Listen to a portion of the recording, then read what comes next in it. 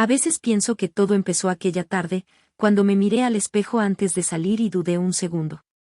La falda era demasiado corta, o al menos eso decía una voz muy suave en mi cabeza. Pero cumplía años mi mejor amiga, y pensé que no pasaba nada por vestirme un poco más atrevida. 30 años, fiesta, música. Un respiro después de una semana pesada.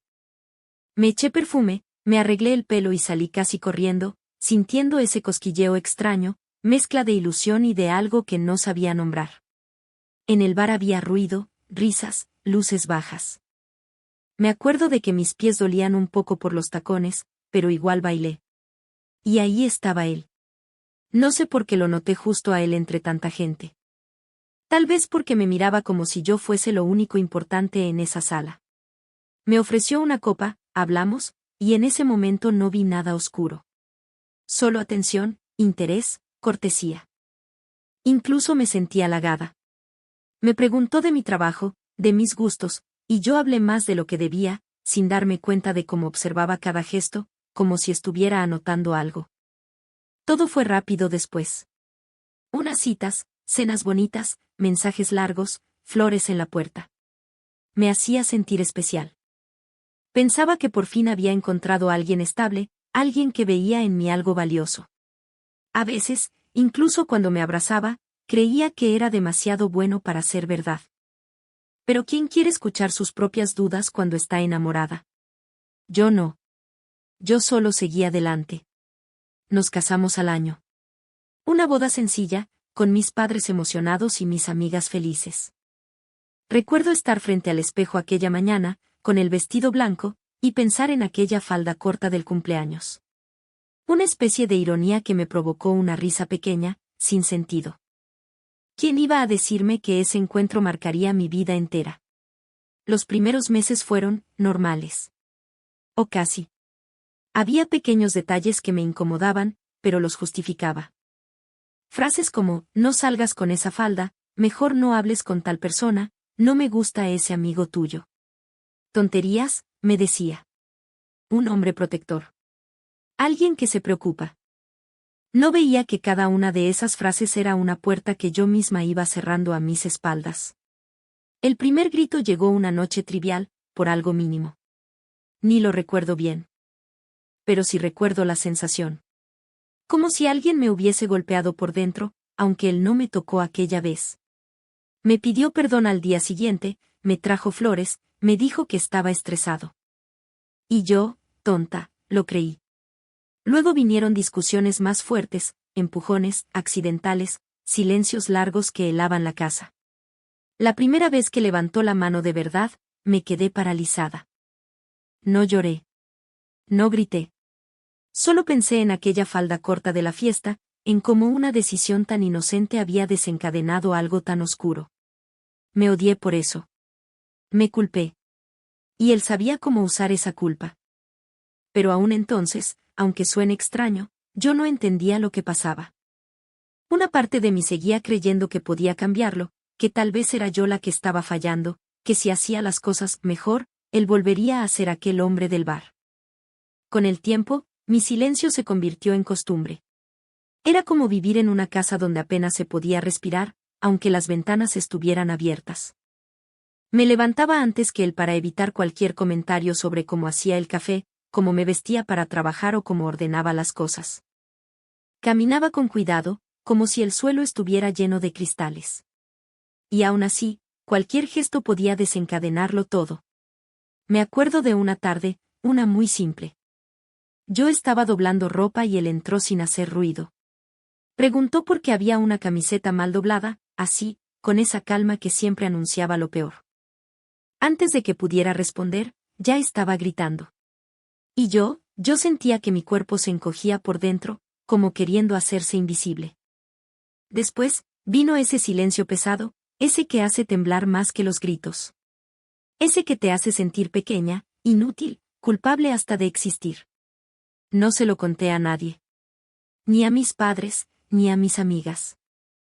¿Cómo iba a decirlo? Me daba vergüenza, rabia, miedo.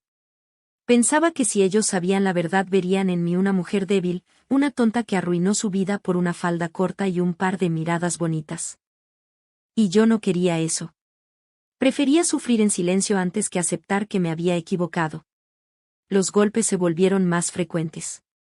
No fuertes al principio, pero suficientes para dejar marcas pequeñas que tapaba con maquillaje o mangas largas. Yo inventaba excusas. Me caí. Me golpeé con la puerta. El perro saltó demasiado fuerte. Mentiras que repetía tantas veces que casi me las creía. Pero lo que realmente me rompía no eran los golpes. Era la manera en que me miraba después. Como si fuese de su propiedad, como si yo no tuviera derecho a respirar sin que él lo aprobara. Había días en los que casi olvidaba quién era yo antes de él. Esa mujer que iba a fiestas, que se reía sin miedo, que se ponía la ropa que le gustaba sin tener que justificarlo. Una noche, mientras cenábamos, soltó un comentario que aún hoy me quema por dentro. Me dijo que todo había empezado mal porque yo, aquella noche del cumpleaños, me había mostrado como una cualquiera. Que si no hubiera llevado esa falda, él nunca me habría mirado así, con deseo, con esa necesidad de protegerme. Lo dijo como si fuera un favor que me había hecho. Como si mi vida dependiera de su elección. Y yo, aunque por dentro sentí un golpe más fuerte que cualquier puñetazo, me quedé callada. Bajé la mirada. Esa era yo entonces. Pero algo dentro de mí empezó a despertar. Tal vez fue el cansancio, tal vez el miedo, tal vez ese instinto que uno no puede apagar del todo. Empecé a observar detalles que antes ignoraba. Su forma de controlar mis llamadas. Su irritación si yo tardaba 5 minutos más en volver del trabajo. Su forma de revisar mis cosas cuando creía que yo no lo veía. Una noche, mientras él dormía, me quedé de pie frente a la ventana. Miraba las luces de la calle, la gente caminando sin saber nada de mí. Y pensé en algo que no había pensado en mucho tiempo, escapar. No sabía cómo, ni cuándo, ni con qué fuerza. Pero por primera vez, esa palabra no me pareció imposible. No imaginaba entonces que el momento decisivo llegaría muy pronto. Y que todo cambiaría de una manera que jamás habría imaginado. La noche del cambio llegó sin aviso. No hubo un gran estallido, ni un golpe más fuerte que los anteriores. Fue algo más simple, casi silencioso. Él volvió tarde, con ese olor agrio que ya conocía, y empezó a reprocharme cosas sin sentido. Yo escuchaba, pero por primera vez no sentí miedo. Sentí cansancio, un cansancio tan profundo que casi me sostuvo en pie. Cuando intentó agarrarme del brazo, algo dentro de mí se quebró, pero no como antes. Esta vez fue al revés. Sentí que una parte dormida despertaba con una claridad brutal. Me solté de su mano con una firmeza que no sabía que tenía. No grité, no lloré.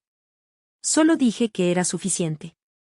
Que no iba a permitir ni un segundo más de su control. Él se quedó mirándome sorprendido, como si no entendiera quién era la mujer que tenía enfrente. Me insultó, pero esa vez sus palabras no me atravesaron. Eran ruidos lejanos, vacíos. Aproveché ese momento. Agarré el bolso que tenía preparado desde hacía días, casi sin admitirlo. Salí por la puerta sin mirar atrás, temblando, pero caminando. Dormí esa noche en casa de una amiga. Al contarle la verdad, no me juzgó, lloró conmigo. Mis padres me abrazaron sin preguntas. Y yo, por primera vez en mucho tiempo, me sentí viva. Como si hubiese recuperado un aire que creía perdido para siempre. Han pasado meses desde entonces. A veces todavía me despierto sobresaltada, con miedo de volver a esa casa que ya no es mía. Pero cada día que pasa me recuerdo a mí misma que no fue mi falda, ni mi manera de vestir, ni mi risa en aquella fiesta lo que provocó su violencia. Fue él. Su oscuridad, no la mía. Hoy vuelvo a ponerme las prendas que me gustan. Vuelvo a mirarme al espejo sin culpa. Y cuando lo hago, pienso en aquella chica de la fiesta y le digo, no fue tu culpa. Nunca lo fue. Y mientras recupero mi vida, paso a paso, siento algo que había olvidado, la libertad.